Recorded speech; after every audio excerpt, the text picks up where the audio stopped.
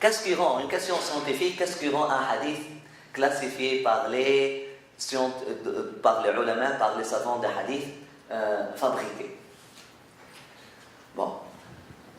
On commence par, on a dit, on doit refuter le terme fabriqué parce que ce n'est pas une bonne traduction. On doit dire mawdou'a. Mawdou'a, c'est-à-dire mis à l'écart. Mis à l'écart.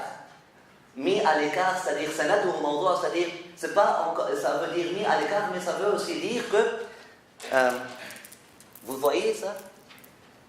Ok. Là, cette bille vous rend à cette bille, vous rend à cette bille, vous rend à cette bille, vous rend à cette bille. À travers quoi? À travers cette corde. Cette corde-là s'appelle sanad.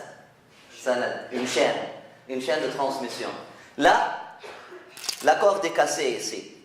Et nous avons 3 billes qui manquent. Par exemple. Hein? Là, on les remplace par 3 billes qui sont rouges.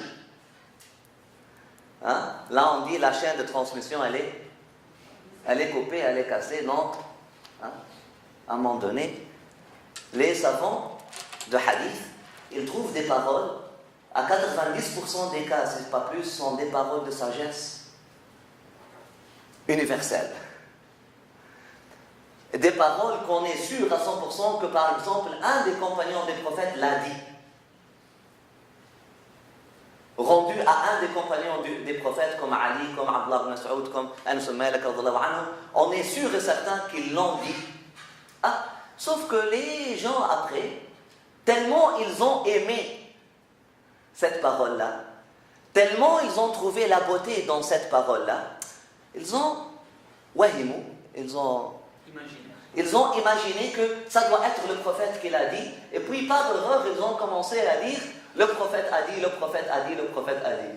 Alors que nous ne sommes pas certains, nous avons, scientifiquement parlant, avec la science de hadith, il y a une science qui peut authentifier le hadith. Donc la science est une science orale, donc on doit savoir, ce hadith-là c'est selon la narration d'un tel, qu'il a entendu d'un tel, qu'il a entendu d'un tel, qu'il a entendu d'un tel, qu'il a entendu du prophète sallallahu alayhi wa sallam.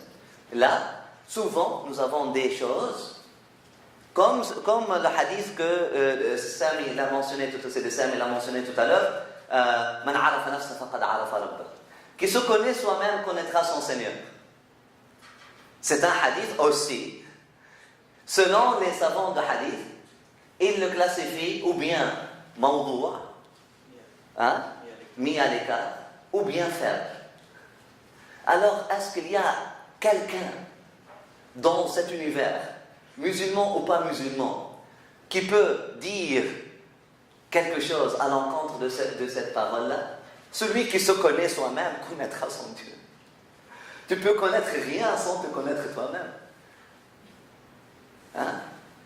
Les bouddhistes ont l'équivalent, les chrétiens ont l'équivalent, les juifs ont l'équivalent.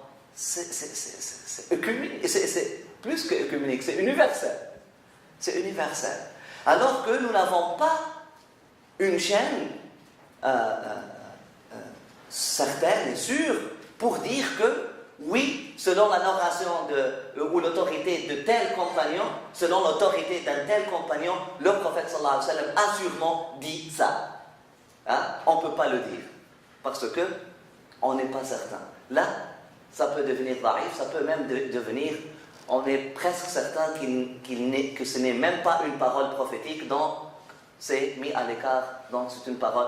Mais est-ce que ça veut dire que lorsqu'on nous dit « Ah, ce hadith-là est, entre guillemets, fabriqué », est-ce que cela veut dire qu'on doit fermer nos yeux et nos esprits pour ne rien prendre de ce hadith-là? Non. À 90% des cas, ce sont des principes universels. Oui, le prophète sallallahu alayhi wa sallam peut-être ne l'a pas dit, mais les compagnons l'ont dit. Et les compagnons, s'ils l'ont dit, ils l'ont dit de quoi? Ils ont tiré leur savoir de qui? Est-ce que le savoir qu'on tire du prophète sallallahu alayhi wa sallam est seulement un savoir verbal? Hein? Est-ce que les prophètes étaient juste des machines d'enregistrement? Est-ce que l'islam est venu pour fabriquer des robots ou des êtres vivants? C'est la sagesse prophétique. C'est comme la pluie. Ça fait grandir. Hein? L'arbre du compagnon, et ce compagnon-là donne des fruits. C'est pour ça que nous avons Nahj al-Balagha, nous avons les paroles de sagesse de Imam Ali. C'est quelque chose qui fait éblouir l'esprit.